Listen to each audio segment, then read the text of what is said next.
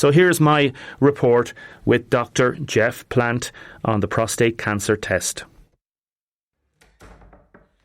Dr. Plant, hello, how are you? Morning, Damien. How are you? Good, thanks. Good. Good. Thanks for seeing me. Thanks for seeing me. Yeah.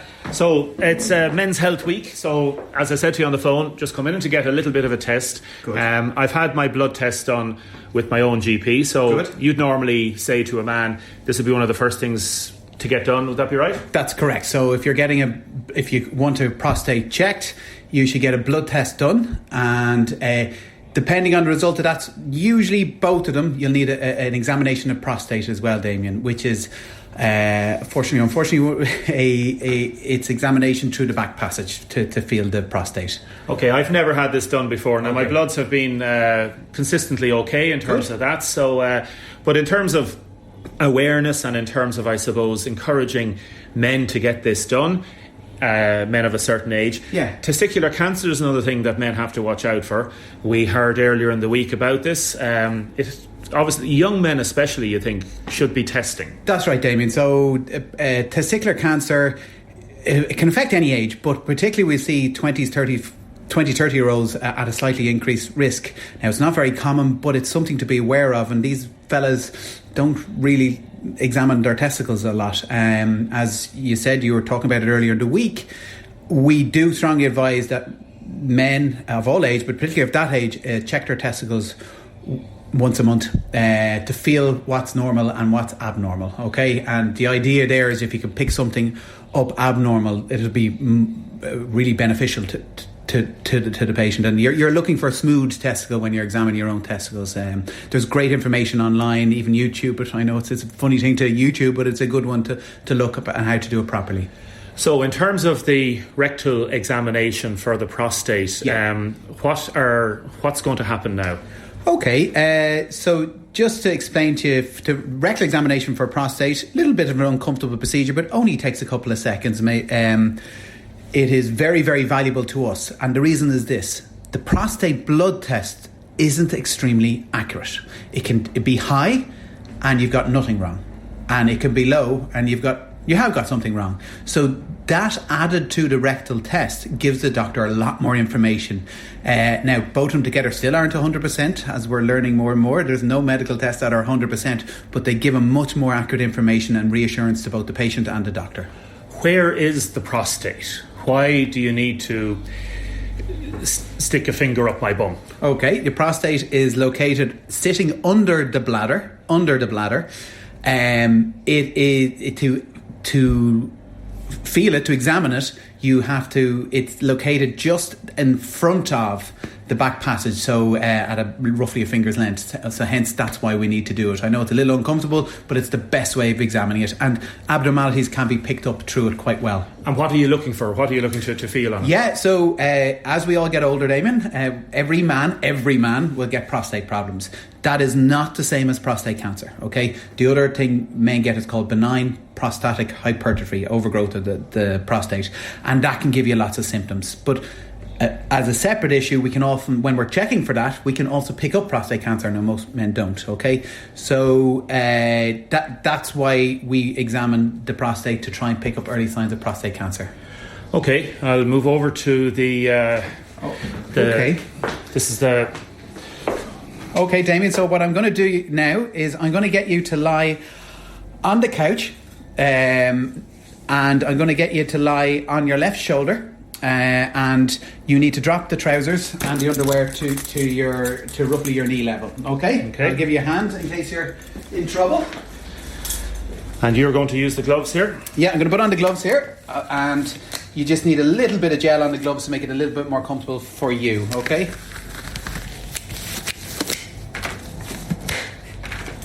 Okay, so I'm lying on my left shoulder here. What's the gel? Sort of a lubricant? The lubricant gel, yeah. Your hand there, are you okay? Yeah. Nice and comfortable? As comfortable as can be. Okay, now Damien, tuck your knees up to your chest like the fetal position there a little bit. Okay. Now, I'm just going to look to start with. And Damien, a little bit of gel now. And when I say count to 3, there'll be a little bit of discomfort down below. Are you ready? Hold on a second. Okay. 1, 2, 3.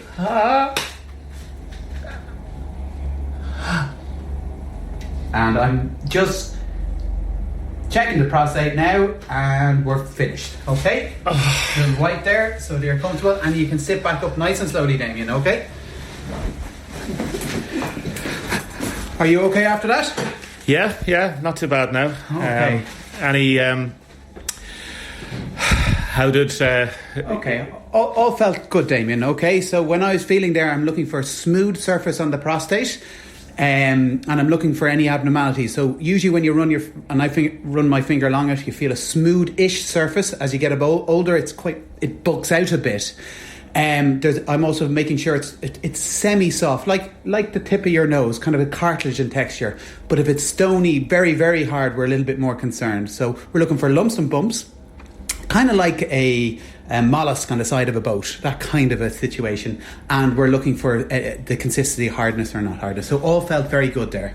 It's amazing how quick a test it is, like literally just a few seconds. It is, yeah. It doesn't take too long. It doesn't take too long at all. And for most men, I don't know, you can tell me how you felt after that.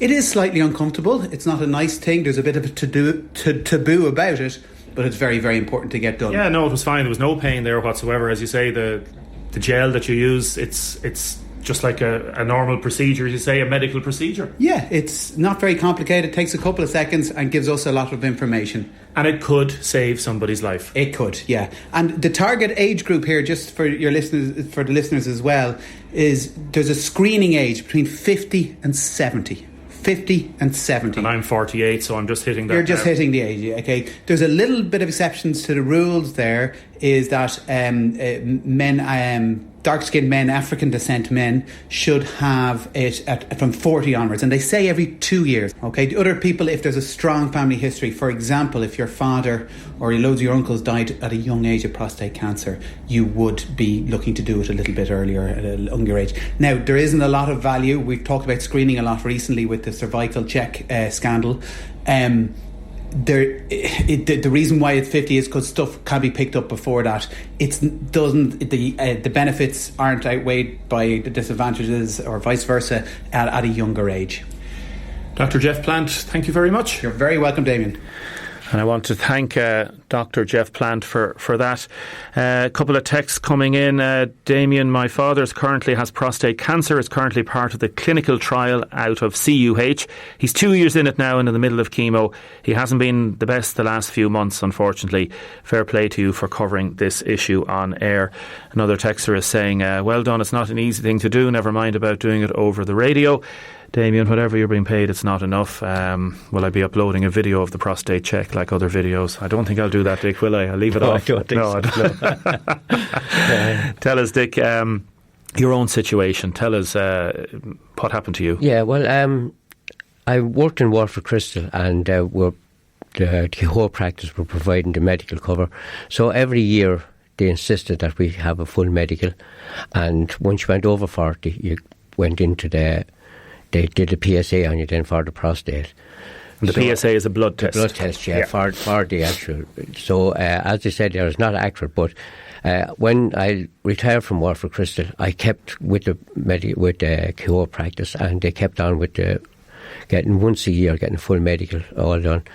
And it just started about 10, 11 years ago that it started to raise. Okay, how old were you then? I was 63. Okay, 63. You started to notice it going up slightly. Started to notice it go up slightly. So they were saying to me, keep an eye on it. So I went back the next year and it raised again. And 9 years ago when I went back, it had jumped to about 6.6. So they said, right, time to have a look at it. So they gave me the same examination you had there. And they said, yeah. So they said, sent a letter to Arkeen to have it done. This was in June. And I heard no more about it for a long time. But I went in then in October to get the flu jab. And the nurse I saw, Rose Coleman, was there. And she said to me, did you, any news of the prostate? Did you send anything about it? And I said, told her about the letter going in. And she said, you're waiting too long, she said.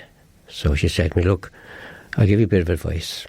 If you're my father, my husband, my brother, she said, I wouldn't be sending you to Arkeen. They're not specialists out there. They hadn't at the time. He said, they're general surgeons, so he said, you're better off going to Dublin. And she recommended a man, will I give his name? Yeah. Mr. David Quinlan in the Blackrock Clinic. I had VHI, so she said, go and see him. So I went to see him, made an appointment, and within 8 days I was actually in his office. And he examined me and he said to me, right, we'll have to take this further. So he sent me for biopsy, and within a week we had the results back, and he said, that's when I got the word. That you had prostate cancer? Yeah. I had joined with my wife and we sat down and he said, look, straight out, he said, you're prostate cancer and it's an aggressive form. Now he said, we can treat it. And what was the treatment? Well, he gave me options, but at the end of it, I went for surgery. His idea was that he'd go in, he'd see what's there, and he'd operate. He guaranteed me that when I come out, I'd be back to zero with the prostate. So he did. He said, as he put it to me, we were talking about radium and this, but he said to me, with the operation, in his opinion, I had 2 bullets in the gun. If I had the radium, I couldn't have an operation. If I had the operation, I could have radium. So he said, it's up to you. Go back, think about it. This was over Christmas, he said. And you know yourself going home at Christmas Day, what am I going to do? But I kind of made up my mind. I was going for the operation. We looked into the brekkie treatment and I was too far gone for that. So it was the operation. So I rang him back and said, look, I'll go ahead. So the following February, that was 8 years ago, I actually had the operation. So... Did you have to have treatment afterwards? No. He's told me he got it all. It went outside the prostate, but he actually got it, all of it. So... and you go back now for regular checks? Yeah, I went back for 5 years on a regular basis. When I thought going back after the 5th year, I thought he said to me, you have the all clear, go, you know, but he didn't. He said, I want to see for the next 10 years. That's okay. So I said to myself, hang on, will I last that long? He said, I'm hoping to last that long myself, he said so. But yeah, we went back and I keep going back now. I go back every October. How do you feel? You look great. I feel great. I'm 73. I'm still working part-time. I work with Arkeen Sales in London and Clayby. I'm a scout leader. I'm just back from the doors as a helper. You know, we walk the Greenway, Joe and myself. We do an hour and a half to 2 hours at a stint on it. So, you know, I feel healthy. I feel great. And thanks to Lorraine, we just met her yesterday, for helping us get you on air today. It's fabulous. Yeah, but instead, I know men. I know myself. I'm as bad. You know, we put things on the long finger.